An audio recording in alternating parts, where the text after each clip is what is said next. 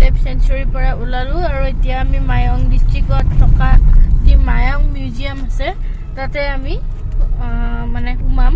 আৰু মায়ঙৰ যি হিষ্ট্ৰী বা যি মিস্ত্ৰী কয় মায়ঙত যাদু চলে এইবোৰৰ কেনেকুৱা আমি গম পাম হয়তো মিউজিয়ামত যায় আপোনালোকেও আমাৰ লগত ব্লগটো চাই থাকক হাই ফ্ৰেণ্ডছ এয়া আমি মায়ং যেটো গৱেষণা কেন্দ্ৰ আৰু সংগ্ৰহালয় হেতুৰ সন্মুখত উপস্থিত আছো আপোনালোককো দেখাম গতিকে ফ্ৰেণ্ডছ আহক ভিডিঅ'টো আৰম্ভ কৰোঁ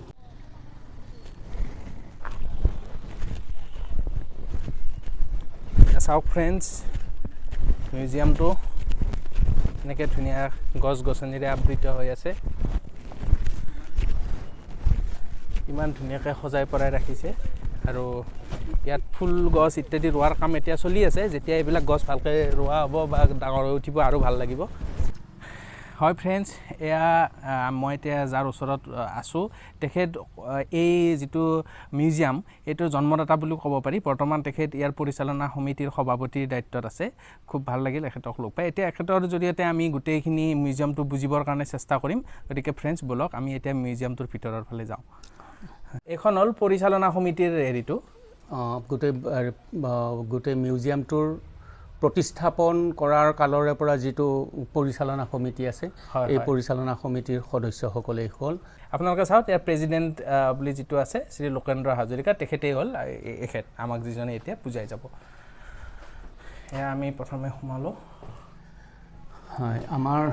গোটেই মায়ং অঞ্চলৰ যিটো মেপ হয় মানচিত্ৰ সেই মানচিত্ৰখিনি আছে আৰু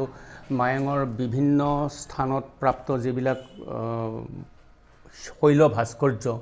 যিবিলাক আমি ইয়ালৈ আনিব পৰা নাই সেই শৈল ভাস্কৰ্যসমূহৰ যিমানখিনি পৰা যায় সিমানখিনি ফটোগ্ৰাফ আমি সংগ্ৰহ কৰি ইয়াত ৰাখিছোঁ ইয়াতে আপোনালোকে দেখিলে ভাল পাব গণেশ মূৰ্তিটো বহাত আছে বহা মানে মায়ঙৰে এটা অঞ্চল বহা সেই বহাত থকা এই গণেশ মূৰ্তিটো প্ৰায় 10ম শতিকাৰ আৰু এই গণেশ মূৰ্তিটোৱে পৃথিৱীৰ ভিতৰত আটাইতকৈ প্ৰাচীন বৃহৎ গণেশ মূৰ্তি বুলি এটা মানে স্থানীয়ভাৱে দাবী কৰি অহা হৈছে তাৰ উপৰিও গোটেই মায়ং অঞ্চলটোত অজস্ৰ গণেশ মূৰ্তি আছে মানে এই গণেশ মূৰ্তিসমূহৰ অৱস্থিতিৰ পৰা আমি এটা কথা সহজে অনুভৱ কৰিব পাৰোঁ যিহেতুকে গণেশ এফালে যেনেধৰণে বিঘ্ননাশক আনফালে জ্ঞানৰো দেৱতা গতিকে প্ৰায় 8ম 9ম শতিকাৰ পৰা এই অঞ্চলত এই গণেশ মূৰ্তিসমূহক কেন্দ্ৰ কৰি ইয়াত একোটা তন্ত্ৰ মন্ত্ৰ সাধনাৰ কেন্দ্ৰৰূপে গঢ় লৈ উঠিছিল এইটো আমাৰ মায়ঙৰ পৰম্পৰাগত যিটো তন্ত্ৰ মন্ত্ৰৰ সাধনা এই তন্ত্ৰ মন্ত্ৰৰ সাধনাৰ একোখন আমি আলোকচিত্ৰ ইয়াত মানে প্ৰদৰ্শন কৰিবলৈ চেষ্টা কৰিছোঁ এইসকল বেজ এখেত এইসকল মায়ং অঞ্চলৰ একোজন প্ৰখ্যাত বেজ এতিয়া আছে তেখেত নাই তেখেতসকলৰ এখেত আছে বাকী তেখেতৰ এইবিলাক তেওঁলোক ইতিমধ্যে গুচি গৈছে তাৰপিছত বাকি আৰু ভিতৰত আছে আমি আলোকচিত্ৰ দেখুৱাম যদিও গুচি গৈছে মানে তেখেতসকলে বিদ্যাটো শিকাই থৈ গৈছে হয় তেখেতসকলৰ বিদ্যাটো মানে বিদ্যাটো শিকাই থৈ গৈছে বুলি ক'লে ইয়াত এটা অকণমান সমস্যা আহি পৰে আপোনাৰ বেজসকলে তেওঁলোকৰ যিটো পৰম্পৰা বেজালীৰ যিটো পৰম্পৰা সেই পৰম্পৰাটো পোনপটীয়াকৈ মানুহক নিশিকায় তেওঁলোকে বাপেকে পুতেকক নিশিকাব পাৰে কাৰণ তন্ত্ৰ মন্ত্ৰ বোলা বস্তুটো অতি গভীৰ সাধনালব্ধ বস্তু গতিকে যদি পুতেকৰ সেইখিনি দক্ষতা নাথাকে তেতিয়াহ'লে পুতেককো নিশিকাব পাৰে গতিকে তেনেকুৱাকৈ উপযুক্ত এলিজিবল হ'ব লাগিব যদি হোৱা যেন পায় তেতিয়াহে শিকাব ঘৰৰ বুলি কোনো কথা নাই উপযুক্ত ব্যক্তিৰ অবিহনে তেওঁলোকে নিশিকায় কেনেকৈ বহুত তন্ত্ৰ মন্ত্ৰ ইতিমধ্যে হেৰাই গৈছে তাৰপিছত আমি আহিছোঁ এখেত বৰ্তমান মায়ঙৰ ৰজা এই তৰণীকান্ত সিংহ মায়ঙৰ ৰজা তেওঁলোক ঘটোৎকচৰ বংশধৰ বুলি তেওঁলোকে দাবী কৰি আহিছে আৰু এইজন মায়ং অঞ্চলৰ 40তম ৰজা তেওঁৰ দেউতাক আছিল এখেত ঘনকান্ত সিংহ ইতিমধ্যে 16 জনৰ ৰজা তেওঁ ঢুকাইছে তাৰ পিছতে আছে 2005 চনত এখেতক মানে নিয়ম অনুযায়ী ৰাজকীয় নিয়ম অনুযায়ী ৰাজপাটত তোলা হৈছে কোন বংশৰ হয় এইটো তেওঁলোক ঘটোৎকচৰ বংশধৰ বুলি তেওঁলোকে নিজকে দাবী কৰি আহিছে মূলতঃ কছাৰী বংশ এতিয়া কিন্তু তেওঁলোক কোচ আমাৰ তেওঁলোকৰ বংশৰ দশমজনা ৰজা শৰচন্দ্ৰ সিংহৰ ৰাজত্ব কালত তেওঁলোকে কোচ বংশলৈ তাৰমানে হিন্দু ধৰ্ম গ্ৰহণ কৰি কছাৰীৰ পৰা কোচলৈ ৰূপান্তৰ হৈছে তাৰ পৰা এয়া উমা মহেশ্বৰ বুঢ়া মায়ঙত এই মূৰ্তিজনা আছে অতি সুন্দৰ প্ৰায় দ্বাদশ শতিকাৰ মূৰ্তি অতি সুন্দৰ মূৰ্তি ইমান ধুনীয়া উমালিংগন মূৰ্তি সাধাৰণতে পোৱাটো অত্যন্ত কঠিন এই মূৰ্তিটো মানে মন্দিৰত আছে নে এনেই মানে নাই এনেই বাহিৰত আছে মূৰ্তি এইবিলাক ৰজাই বনাইছিল চাগে ঠিক ৰজাই বনোৱা বুলি ক'ব নোৱাৰি কাৰণ এয়া আমাৰ এই ৰাজবংশৰো বহু আগৰ প্ৰায় অষ্টম নৱম শতিকাত এই মূৰ্তিবিলাকৰ সৃষ্টি হৈছিল গতিকে সেই সময়ত কোনে ইয়াত ৰাজত্ব কৰিছিল কিন্তু এটা কথা ঠিক গোটেইবিলাক মূৰ্তিৰ মাজতেই এটা জনজাতীয় প্ৰভাৱ এটা উপলব্ধি কৰিব পৰা যায় গতিকে আমি অনুমান কৰিব পাৰিম যে সেই সময়ত ইয়াত নিশ্চয় জনজাতীয় লোকসকলে বিশেষভাৱে বাস কৰিছিল এইটোতো গণেশ মূৰ্তি ইতিমধ্যে মই কৈছোৱেই আপুনি কৈ দিলে বহাৰ গণেশ তাৰপিছত এয়া বিষ্ণু মূৰ্তি বৰহমপুৰত পোৱা হৈছে বৰ সুন্দৰ এটা মূৰ্তি এই দুজনা বিষ্ণু মূৰ্তি আৰু এজনা সূৰ্য মূৰ্তি তাত পোৱা হৈছে গতিকে এই মূৰ্তিখিনিয়েও সেই সময়ৰ যিটো বৈষ্ণৱ কালচাৰ বা সূৰ্য কালচাৰ সেইটোৰ কথা কিছু অনুমান কৰিব পৰা যায় ডাঙৰীয়া এইবিলাক যিবিলাক মূৰ্তি উদ্ধাৰ হৈছে সেই যিবিলাক জেগাতে আছে সেইবিলাকতে আছে কিন্তু এই মূৰ্তিকেইজনা আনিব পাৰি কিন্তু গৃহস্থই এৰি দিয়া যাৰ ঘৰত উদ্ধাৰ হৈছে তেওঁলোকে এৰি দিয়া নাই বহু চেষ্টা কৰিও আনিব পৰা নাই আমি মানে গভৰ্ণমেণ্টৰ আণ্ডাৰত অহা নাই নাই তাৰপিছত এইটো শিলৰ আমালাকা বুলি কয় অৰ্থাৎ প্ৰাচীন যিবিলাক শৈল মন্দিৰ আছিল সেই মন্দিৰবিলাকৰ চূড়াত এনেকুৱা ঘূৰণীয়া দুটা খণ্ড থাকে ইয়াৰ লগত আৰু এটা খণ্ড আছিল সেই চূড়াত এনেকৈ ঘূৰণীয়াকৈ তাত দিয়া থাকে হয় এইটো আমালাকা বুলি কোৱা হয় ঠিক একেদৰে এইটো এটা পদ্মচক্ৰ ইয়াৰ এটা পাৰ্ট আছে আন এটা পাৰ্ট নাই তাৰ পৰা এইটো জুনিপীঠ ইয়াৰ শিৱলিংগটো নাই পোৱা হোৱা নাই কিন্তু এইটো জুনিপীঠৰ এটা আকৃতি তাৰ পৰা এইফালে আহোঁ এইটো বিষ্ণু মূৰ্তি আৰু এইটো মনসা মূৰ্তি আমাৰ বঘৰা আমাৰ ওচৰৰে বঘৰা সেই বঘৰাৰ অনন্ত থানত এই মূৰ্তিজনা আছে সেইটো সূৰ্য মূৰ্তি এইটো হ'ল সূৰ্য মূৰ্তি ডাঙৰীয়া এটা কথা ক'ব এইটো আপুনি ক'লে বিষ্ণু মূৰ্তি এইটো সূৰ্য মূৰ্তি মানে কেনেকৈ ডিফাৰেঞ্চিয়েট কেনেকৈ কৰে হয় একে যেন লাগে দেখাত একে নিচিনা লাগে কিন্তু আপুনি খুব ভালকৈ চালে গম পাব এইটো এজনা বিষ্ণু মূৰ্তিৰ ভৰিকেইখন চাওক হয় তাত জোতা পিন্ধা নাই সূৰ্যই জোতা পিন্ধে ইয়াত চাওক আপুনি এই ভগ্ন কিন্তু এই তলৰ সেইখিনিত জোতাপাত আছে দ্বিতীয়তে ইয়াত সূৰ্যৰ ৰথৰ ঘোঁৰা 7টা থাকে আপুনি ইয়াত গণনা কৰি চাওক 7টা ঘোঁৰা আছে গতিকে সেইটো সূৰ্য মূৰ্তি বুলি অনুমান কৰিব পাৰে তাৰপিছত দ্বিতীয়তে হাতত যিবিলাক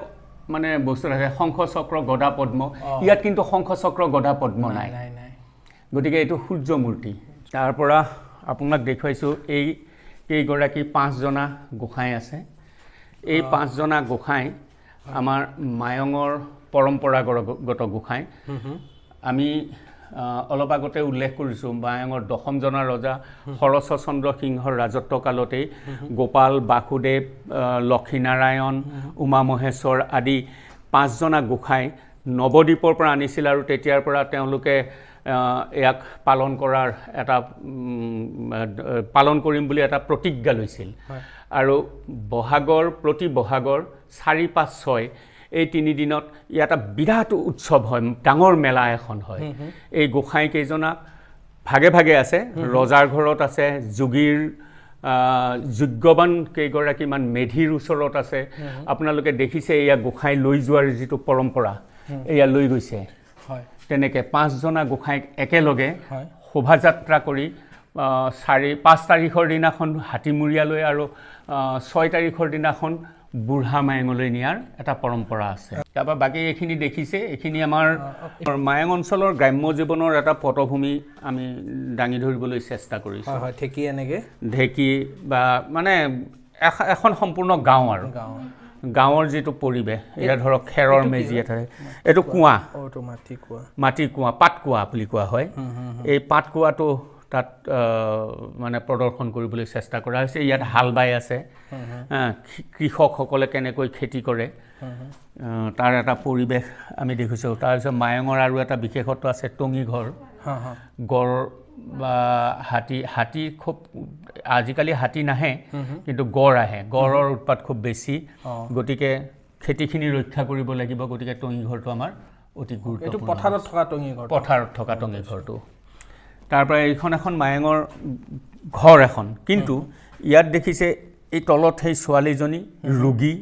আৰু ওপৰত বেজৰ মাইকী মানুহৰ বেজ তেওঁ কি কৰিছে ইয়াত কচু পাতত মিঠাতেল আৰু পানী লৈ দুবৰি বনেৰে এই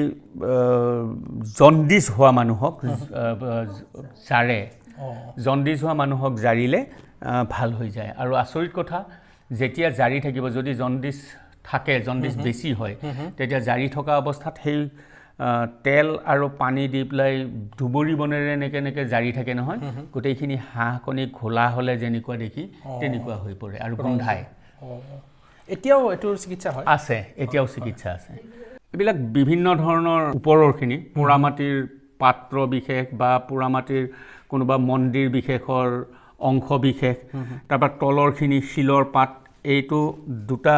মিন কৰে পোনপটীয়াকৈ মই নিশ্চিতভাৱে একো ক'ব নোৱাৰিম বহু ঠাইত এনেকুৱাকৈ পোৱা হৈছে য'ত নেকি তলত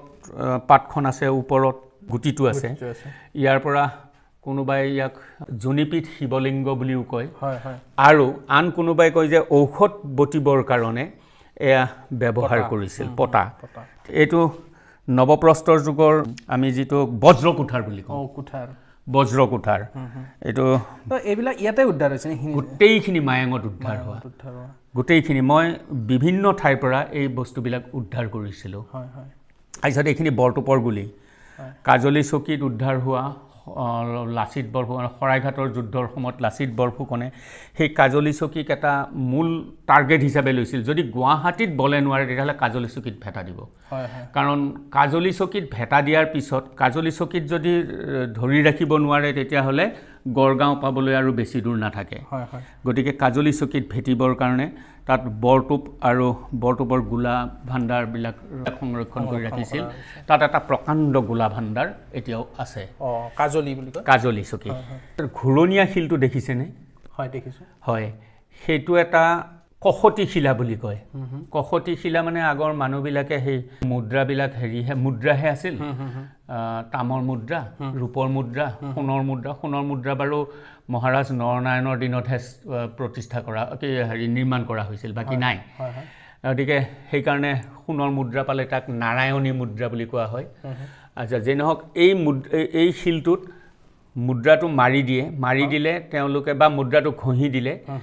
দিলে তেওঁলোকে ধৰিব পাৰে এইটো পকা টকা নে কেঁচা টকা সেইটো প্ৰমাণ কৰিবৰ কাৰণে গম পায় হয় এই বাতিটো বিশেষকৈ ঔষধ পটাত পিচি পেলাই তাত ঔষধ দি পেলাই ৰোগীক খুৱাইছিল কি মেটেল হয় এইটো বাতিটো শিলৰ সেইটো হয় ইমান স্মুথ হৈছে শিলৰ ইমান স্মুথ লাগিছে মই মেটেল বুলি ভাবিছো নহয় শিলৰ যেন নালাগে তাৰপিছত এইগৰাকী আমাৰ কাছশিলাত পোৱা হৈছে আপুনি খুব ভালকৈ চাওক ডিঙিত এটা মাদুলি আছে মানে অলংকাৰ এটা আছে অলংকাৰটো কিন্তু কাছ লাগি যায় নহয়নে আৰু এইটো মধ্যযুগৰ বুলি কোৱা হৈছে অসমত বৰ্তমানলৈকে এটাই মূৰ্তি উদ্ধাৰ হৈছে এনে কাছক অলংকাৰ ৰূপে পৰিধান কৰা এই মূৰ্তিটো কাষত এখন তৰোৱাল আছে মূৰৰ মুদগৰ আছে কৰ্ণত কুণ্ডল আছে কঁকালত মানে কৰধ্বনি আছে এনেধৰণৰ এইটো শুই থকা অৱস্থাৰ কি শুই থকা নহয় উড়ন্ত অৱস্থাত আছে উড়ন্ত অৱস্থাত আছে পোৰামাটিৰ ভাস্কৰ্য টেৰাকটা যিখিনি আপোনাৰ মন্দিৰ বিশেষত ব্যৱহাৰ কৰা হৈছিল বিভিন্ন ধৰণৰ পাত্ৰ বিভিন্ন সময়ত একেবাৰে খ্ৰীষ্টীয় ৫ম শতিকাৰ পৰা ১০ম দ্বাদশ শতিকালৈকে যিবিলাক পাত্ৰ ব্যৱহাৰ হৈছিল সেই পাত্ৰবিলাক ইয়াত পোৱা গৈছে আৰু সেইবিলাক ইয়াত আমি সংৰক্ষণ কৰিবলৈ চেষ্টা কৰিছোঁ এইটো এটা নৃত্যৰত মূৰ্তি এইটো কোনোবাই ইয়াক শিৱৰ নটৰাজ মূৰ্তি বুলি ক'ব বিচাৰে কিন্তু প্ৰকৃতাৰ্থত নটৰাজ মূৰ্তি বুলি ক'ব নোৱাৰি নৃত্যৰত এটা মূৰ্তিহে তো বিভিন্ন ধৰণৰ পটেৰী মানে পাত্ৰ বিশেষ নাইবা অন্যান্য মন্দিৰৰ ভগ্নাৱশেষ এই গোটেইখিনি আপুনি দেখিছে ইয়াত এটা নলিচা আছে এটা কাৰ্বি জনসমাজৰ অতি প্ৰিয় বস্তু এইটো হৰকাৰিক বুলি কোৱা হয় হৰকাৰিক মানে হ'ল হৰ মানে মদ কাৰিক মানে বাকি দিয়া মদ বাকি দিয়া তেওঁলোকৰ উপাস্য দেৱতা শিৱ গতিকে শিৱক উপাসনা কৰাৰ সময়ত সেইটোৰে মদ বাকি দিয়ে এইটো চিলিম কিন্তু এইকেইটা এটা দেখাত জালৰ গুৰি নিচিনা লাগে কিন্তু প্ৰকৃতাৰ্থত জালৰ গুৰিয়ে আছিল নে সেই সময়ৰ মানুহে অলংকাৰ ৰূপে পৰিধান কৰিছিল সেই কথাটো এটা মানে বিচাৰ্য বিষয় ইমান ডাঙৰ জালৰ সৰু হয় এনে মই যিমানখিনি দেখিছোঁ জালৰ গুৰিটো নাই জালৰ গুৰি ডাঙৰো থাকে এনেকুৱাও থাকে কিন্তু ইয়াক অলংকাৰ ৰূপেও পৰিধান কৰিছিল এইকেইটা দেখিছেনে এইকেইটা হীৰা কলহ হয় কি হয় এইকেইটা হীৰা কলহৰ বিশেষত্ব এইটোৱেই যে তন্ত্ৰ মন্ত্ৰৰ ক্ষেত্ৰত সাধাৰণতে হীৰা কলহে ব্যৱহাৰ কৰে কাৰণ হীৰা কলহত চোৱা নাই কিন্তু কুমাৰে যিবিলাক কলহ গঢ়ে সেইবিলাক চোৱা বুলি কয় তাৰমানে নাইকটা মানে চাকত দি পেলাই এনেকৈ ৰছী এডালে যে কাটি দিয়ে সেইকাৰণে তাক নাইকটা বুলি কয় অৰ্থাৎ চোৱা তাক ব্যৱহাৰ নকৰে তন্ত্ৰ মন্ত্ৰৰ ক্ষেত্ৰত তেতিয়া এই হীৰা কলহ হীৰাবিলাকে হাতেৰে গোটেই কলহটো প্ৰয়োগ কৰে ইয়াত পানী কটা বা অন্যান্য যিবিলাক তন্ত্ৰ মন্ত্ৰৰ ক্ষেত্ৰত আৰু সেইবিলাক এই হীৰা কলহত ব্যৱহাৰ কৰে এইখিনি চিনি পাইছেই আমাৰ পৰম্পৰাগত হোকা মানে ধোঁৱা খোৱা তাৰপিছত এইকেইখন দেখিছে এইখন কপাৰ প্লেট এইখন মায়ঙৰ ৰজাক ব্ৰিটিছ গভৰ্ণমেণ্টে মায়ঙৰ ৰজাক দিছিল তাক আমি সংৰক্ষণ কৰি ৰাখিছোঁ তাৰপৰা এইটো কালিৰ মুখা কালি এবিধ বাদ্য বিশেষকৈ কাৰ্বি সমাজৰ অতি প্ৰিয় বাদ্য কালি তাৰপিছত সেইখন নাঙল জুঁৱলি এইডাল যে দেখিছে সেইডাল ডোলা ধৰা ইয়াতে ডোলাখন আছে সেইখন ডোলাখন দেখিছে হয় ডোলা কঢ়িয়াই লৈ যাওঁতে যেতিয়া ভাগৰ লাগে তেতিয়া ইয়াৰ তলত এডাল কাঠৰ বা বাঁহৰ খুঁটি এটা দিয়া থাকে মানুহজনৰ জোখৰ ওপৰত সেইডাল দি পেলাই নমাবতো নোৱাৰে তেতিয়া সেইডাল দি পেলাই চাপৰ্ট এটা দি কিনে অকণমান জিৰণি লয় তাৰপৰা এইখিনি কোনোবা মন্দিৰৰ ভগ্নাৱশেষ ইয়াত বৌদ্ধ ধৰ্মীয় প্ৰভাৱ আছে এইখন ৰজাই ভাত খোৱা কাঁহী মাইহাং কাঁহী ডাঙৰ মায়ঙৰ ৰজাই ভাত খোৱা কাঁহী আছিল কিবা মানে চিত্ৰ অংকন কৰা আছিল নাই তেনেকুৱা বিশেষ এই সৰু সৰু কিবা আঁকবাক আছে সৰু সৰু ফুল মেটেলটো কি হয় পিতলৰ তাৰপৰা সেইটো সফুৰা সফুৰা যে আমি কওঁ এইটোহে নেকি মই আজি প্ৰথম দেখিলোঁ সফুৰা মানে টেমা সেইটো সফুৰা ইয়াতে মানুহবিলাকে মানে কি কৰিছিল আগৰ মানুহটো আমাৰ খুব তামোলী আছিল মোৰে নিচিনা মই খুব তামোল খাওঁ তেওঁলোকে তামোল খনিয়াই ইয়াত ভৰাই লৈ পেলাই যায় আমাৰ ৰজাৰ ঘৰত যিটো সফুৰা আছে সেইটো ৰূপৰ সফুৰা বৰ সুন্দৰ সফুৰা আছে এইটো তামৰ সফুৰা আৰু ভোগজৰা বুলি যিটো কয় সেইটো ভোগজৰা আমাৰ ইয়াত নাই দুটাৰ কি ডিফাৰেঞ্চ সফুৰা আৰু ভোগজৰাটোতো লোটাৰ নিচিনা কলহ তাত কিন্তু সেই নলিচাডাল থাকে সেইটোৰ কাম কি হয় সেইটোৰ কাম মানে সঁচা কথা ক'বলৈ হ'লে প্ৰধানভাৱে মোগলৰ যিটো ভোগজৰা আছিল মোগলৰ ভোগজৰাটোৰে মদ বাকি খাইছিল আৰু অসমৰ ভোগজৰাটোৰেও ঠিক তেনেকৈ বিভিন্ন ধৰণৰ পবিত্ৰ কামত ব্যৱহাৰ কৰিছিল এইকেইডাল কোনোবা অলংকাৰ বিশেষ ই বিভিন্ন ধৰণৰ ধাতুৰ দ্বাৰা নিৰ্মিত এটা ধাতু নহয় কেইবাটাও ধাতু আছে সেই ধাতুৰ দ্বাৰা নিৰ্মিত আৰু সেইবিলাক প্ৰায় গুপ্ত যুগৰ বুলি এটা অনুমান কৰিব পৰা যায় তাৰপৰা এইকেইটা বাতিকেইটা দেখিছে এটা মাইহাং বাতি এখন মাইহাং কাঁহী মাইহাং বাতি আৰু হাতী খুজিয়া বাতি এইবিলাকত আগৰ মানুহে জলপান খাইছিল হেনো এইটো বানবাতি আৰু বানবাতি শব্দটো আমাৰ অসমীয়াত বানবাতি বুলি কয় টাই ভাষাত ইয়াক মাইহাং বাতি বুলি কয় এইটো বন্দুক মই 2009 চনত উদ্ধাৰ কৰিছিলোঁ কাজলিৰ পৰা হাতে খজা বন্দুক বন্দুকৰ মানে ভগ্নাংশ আৰু এইটো এই মই কৈছোঁ এই লাচিত বৰফুকনৰ সময়ত এই বন্দুকটো মানে মোগলৰ হাতৰ পৰা ধৰি ৰখা বন্দুক মানে মোগলৰ বন্দুক আৰু গুলিটো দেখিছে এইটো লোহা গুলি বৰটোপৰ গুলি কিন্তু লোহাৰ তাৰপৰা এইবিলাক মায়ঙত যে এসময়ত লোহা তৈয়াৰ কৰা হৈছিল সেই কথাটো ধৰাত পৰে এইবিলাক লোহা চোৰ বিভিন্ন ঠাইত এনেকুৱা লোহা চোৰ পোৱা হৈছে তাৰপৰা ইয়াত ঢাল তৰোৱাল এইটো কিহেৰে নিৰ্মিত ঢাল এইটো গড়ৰ ছাল অকণমান হেৰি আছে বন্দুকৰ গুলিও নোসোমায় বন্দুকৰ গুলিও এইটো ফুটাব নোৱাৰে এইটো গড়ৰ ছাল তৰোৱাল আমাৰ ভাষাত আমি তৰোৱাল বুলি ক'ম তিৱা ভাষাত লাংকৈ বুলি কয় কাৰ্বি ভাষাত ইয়াক বাৰু বুলি কয় এনেকুৱা ধৰণৰ ধনুকাৰ এইবিলাক মানে ৰাখা হৈছে আৰু ধনুকাৰ জাঠি এইবিলাক আমি এইটো পুৰণা টাইমৰ নহয় নতুন আপোনালোকে মানে চিম্বল হিচাপে বনাই ৰাখিছে কিন্তু এইটো পুৰণা এইটো কাজলিত উদ্ধাৰ হৈছে এই বন্দুকটোৰ লগতে একেলগে উদ্ধাৰ হৈছে ষ্টেণ্ড এইটো মানে বৰটোপ সৰু সৰু বৰটোপবিলাক ৰাখিবৰ কাৰণে যিটো ষ্টেণ্ডটো এখন ব্ৰিটিছৰ যুগৰ কৰত হ'ব কেনেকুৱা কৰত আমাৰ ঘৰতে আছিল এইটো হাতীৰ মানে হেৰিটো ভৰি আগভৰি তাৰ পৰা ইয়াত তেলপেৰা কুঁহি আৰু এইকেইটাক হেৰি বুলি কয় বেটেৰী বুলি কয় পেটাৰী বুলিও কয় খোমা বুলিও কয় মানে অঞ্চল বিশেষে ইয়াৰ নাম বেলেগ বেলেগ ইয়াত সৰিয়হটো কোনফালে দিয়ে সৰিয়হটো নহয় এইটো সৰিয়হটো ঢেঁকীৰে গুড়ি কৰি পেলাই ভাজে জুইত ভাজি পেলাই এই পেটাৰীকেইটাত খুব হেঁচি ভৰাই দিয়ে দি পেলাই দুটা পেটাৰী দিয়ে দি তাৰ মানে ইটোৰ ওপৰত সিটো দি পেলাই ওপৰত এটা ঢেঁকী থাকে ঢেঁকীটোৰে হেঁচনি দিয়ে খুব হেঁচি দিয়ে তাৰ মানুহ উঠে যিমান হেঁচিব সিমানে তেলটো ওলাই পেলাই এইফালেদি সোমাই পৰি যায়গৈ তাৰপিছত এইবিলাক গোটেইবিলাক এইজন মহদানন্দ দেৱগোস্বামী মৃত্যুঞ্জয়ৰ নায়ক এইজন মহদানন্দ দেৱগোস্বামী তাৰপৰা এখেত দীপন চন্দ্ৰ নাথ মায়ঙৰ মানে আধুনিক মায়ঙৰ খনিকৰ বুলি কোৱা হয় যাক তাৰপৰা সেয়া তিলক হাজৰিকাই বিভিন্ন ধৰণৰ ৰোগৰ মানে চিকিৎসা কৰে তন্ত্ৰ মন্ত্ৰৰ দ্বাৰা বৰ্তমানো তেওঁ আছে বিশেষকৈ স্নেক বাইট থেৰাপিৰ ক্ষেত্ৰত সাপৰ ক্ষেত্ৰত তেওঁ প্ৰখ্যাত তাৰপৰা ঠিক তেনেধৰণে এইবিলাক গোটেইবিলাকতে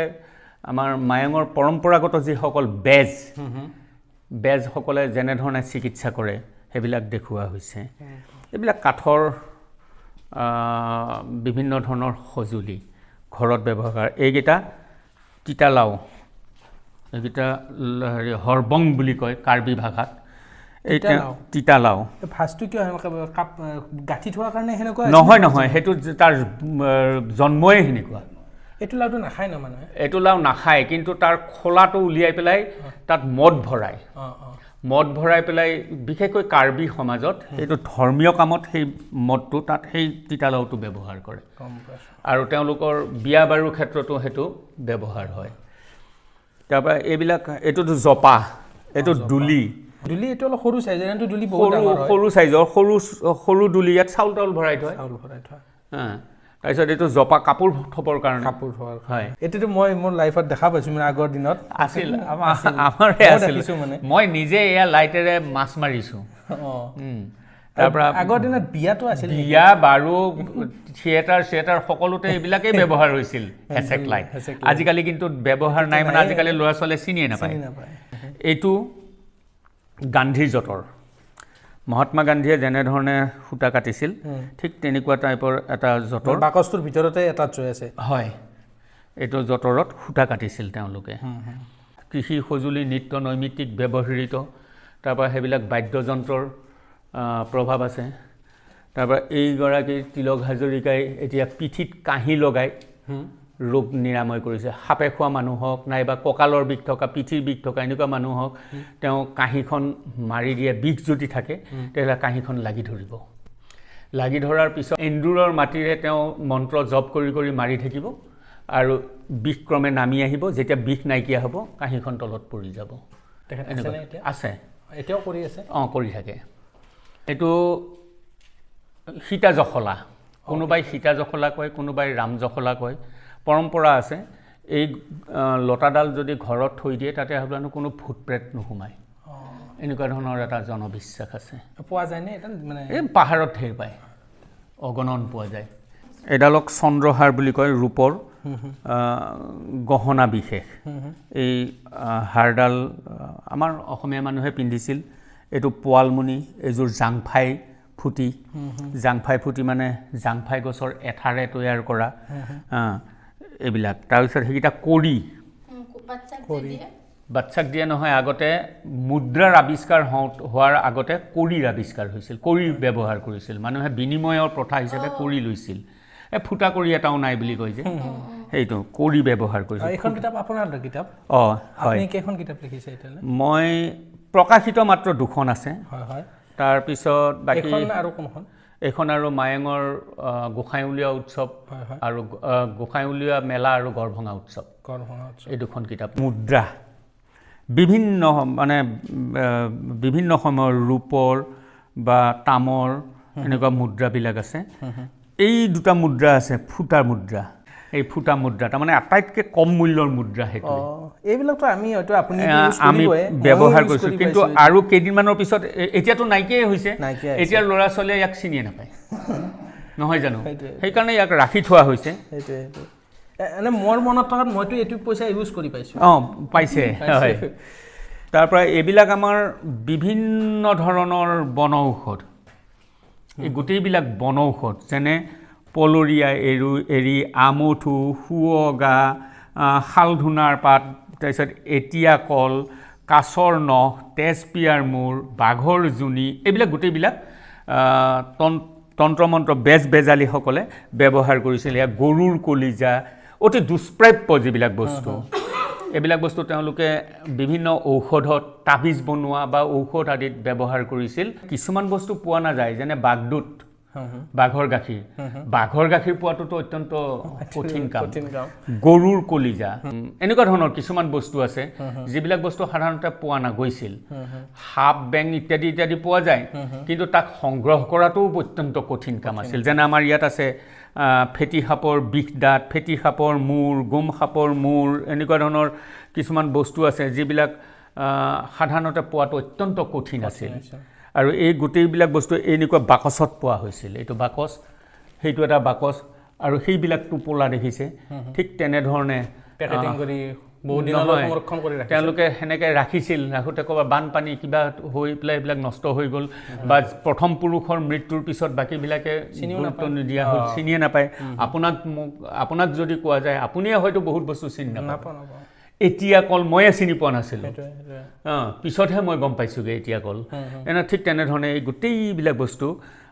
আমি সংগ্ৰহ কৰি ৰখাৰ চেষ্টা কৰিছোঁ তাৰপিছত এইডাল বেতজাৰা দিয়ে যে বেতজাৰা মই সৰুতে শুনিছিলোঁ এইটো এই বেতজাৰাৰ কোনোবাই কিবা চুৰ তুৰ কৰিলে ধৰিবৰ কাৰণে সেইটো কওকচোন অলপ কেনেকুৱা মানে তাৰমানে এইটোৰ কাৰণে এজন হেৰি লাগে জন্ম তোলা ৰাখি মানুহ লাগে বেজে সেই জন্ম তোলা ৰাখি মানুহজনক এই বেতডাল মিঠাতেল দি পেলাই এনেকৈ গোটেই বেতডাল জাৰি দিয়ে জাৰি দিয়াৰ পিছত জন্ম তোলা ৰাখি মানুহজনৰ হাতত দিব হাতত দিয়াৰ লগে লগে মানুহজনক জপ কৰিব জপ কৰাৰ লগে লগে মানুহজনে ক'ব নোৱাৰা হৈ যায় তেওঁৰ যিটো প্ৰকৃতিস্থ অৱস্থা সেইটো নাইকিয়া হৈ যায় তেতিয়া সেই মন্ত্ৰৰ বলে তেওঁক লৈ যাব য'ত চোৰ যোনফালে গৈছে বা যোনফালে বস্তুটো আছে সেইফাললৈ এই বেতডালে টানি লৈ যাব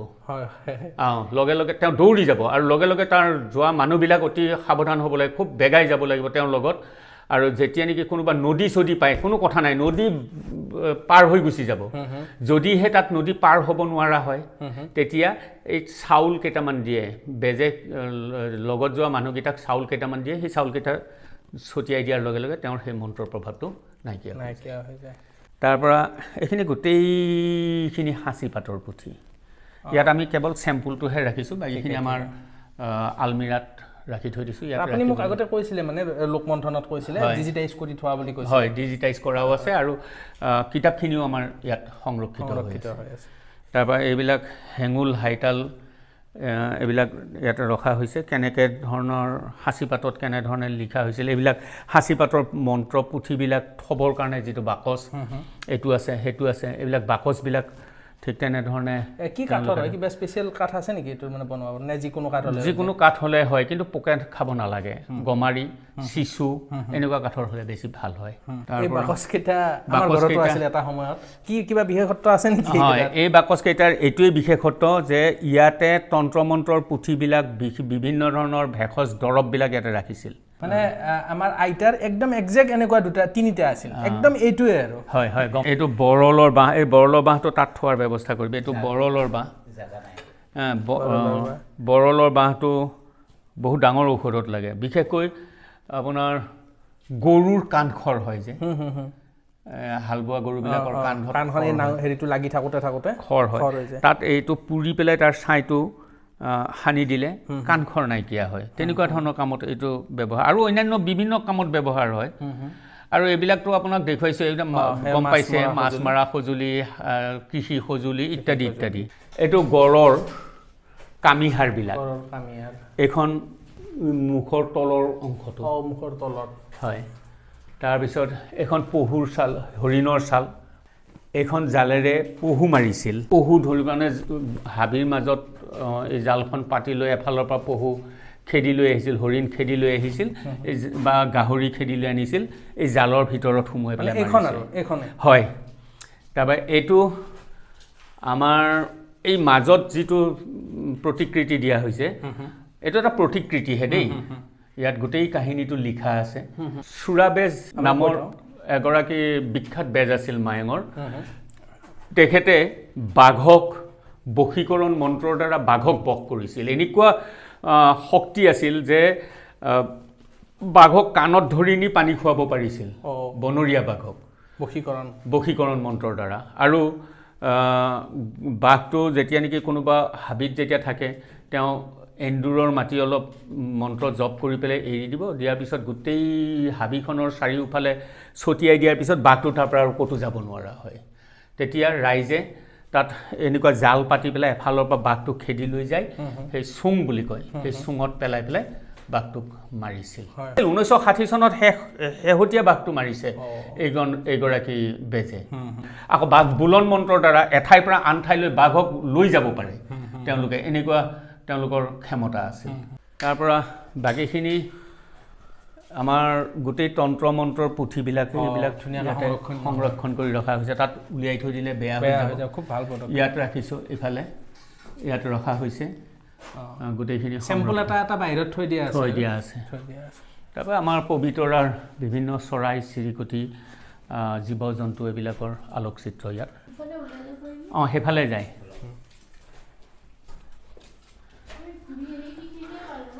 হয় আমি ঘূৰি আহিলোঁ নে ধন্যবাদ আপোনালোকে আমাৰ মায়ঙলৈ আহিলে মায়ঙৰ মিউজিয়ামটো সংগ্ৰহালয়টো আপোনালোকৰ জৰিয়তে প্ৰচাৰ কৰাৰ এটা প্ৰয়াস কৰিছে আপোনালোকক আমি পুনৰবাৰ ধন্যবাদ জনাইছোঁ আশা কৰিছোঁ আপোনালোকৰ জৰিয়তে এই মায়ং মিউজিয়ামে মায়ঙৰ এই সংগ্ৰহালয়ে আৰু প্ৰসাৰতা লাভ কৰক হয় আমিও আপোনাক ধন্যবাদ জনাইছোঁ আৰু আপোনাক বিশেষভাৱে ধন্যবাদ জনাইছোঁ যে এনেকৈ সংগ্ৰহ কৰি আপুনি ইমানখিনি কষ্ট কৰিছে আৰু আপোনাৰ কষ্টটো মানে ফুটি উঠিছে ইয়াত মানে মই একচুৱেলি এইটো 1978 চনমানৰ পৰা সংগ্ৰহ কৰিছিলোঁ কিন্তু তেতিয়া মই মিউজিয়াম হোৱা নাছিল মোৰ ঘৰতে সংৰক্ষণ কৰি ৰাখিছিলোঁ বিশেষকৈ মোৰ দেউতাই এই ক্ষেত্ৰত মোক যথেষ্ট অৰিহণা যোগাইছিল কেনেকৈ আমি সৰুতে যেতিয়া মাছ মাৰিবলৈ যাওঁ দেউতা খুব ভাল চিকাৰী আছিল মাছ হৰিণ চিকাৰী মাছ মাৰিবলৈ গ'লে দেউতাৰ পিছে পিছে আমি হেৰিখন খালৈটো লৈ যাওঁ এই বাৰীয়ে ঘৰে পোৱা এনেকুৱা পোৰা মাটিৰ পটেৰীবিলাকৰ পাত্ৰবিলাকৰ অংশ বিশেষ আমি পানীত দলি মাৰি দিলে চলচলকৈ যায় খুব ভাল পাওঁ দেউতাই খুব গালি পাৰিছিল কৈছিল যে এইবিলাক আমাৰ পূৰ্বপুৰুষৰ ইয়াত স্বাক্ষৰ বহন কৰি এইবিলাকে কথা কৈ আছে তহঁতে বুজা নাই গতিকে তাক বুজা নাই যেতিয়া তহঁতে সেনেকৈ থৈ দিবি তাক অপমান নকৰিবি আৰু যি যেনেকৈ আছে তেনেকৈ থাকক কোনোবা এদিন আহিব ইয়াৰ কথা ক'ব পৰা মানুহ ইয়াৰ কথা বুজি পোৱা মানুহ এতিয়া সেই কথাখিনিয়ে মোক খুব প্ৰেৰণা যোগাইছিল তাৰপিছত যেতিয়াৰ পৰা মই অকণমান বুজা হ'লোঁ তেতিয়াৰ পৰা সেই বস্তুবিলাক মই সংগ্ৰহ কৰিবলৈ ল'লোঁ তাৰপৰা 1985 চনত যেতিয়া মৰিগাঁও জিলা সাহিত্য সভাৰ অধিৱেশন মায়ঙত অনুষ্ঠিত হয় অসম সাহিত্য সভাৰ যেটো মানে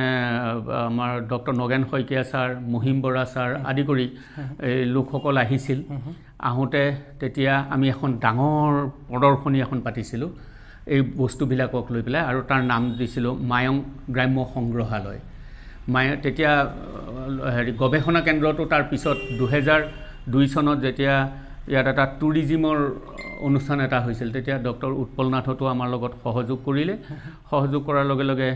এই ইয়াক এটা মিউজিয়ামলৈ ৰূপান্তৰ হৈ পৰিল অৱশ্যে এই ক্ষেত্ৰত এটা কথা মিউজিয়াম তাৰ আগতে আমি চেষ্টা কৰিছিলোঁ যদিও বিভিন্ন ধৰণৰ ৰাজনৈতিক কিছুমান সমস্যাৰ কাৰণে সেই মিউজিয়ামটো হৈ নুঠিছিল তাৰপিছত 2002 চনত যেনিবা ই এটা মিউজিয়াম চৰকাৰীভাৱে মানে স্বীকৃতি পাইছে মানে চৰকাৰীভাৱে স্বীকৃতি পোৱা নহয় এইটো সম্পূৰ্ণ ব্যক্তিগতভাৱে আমি নিজে পৰিচালনা কৰি আছোঁ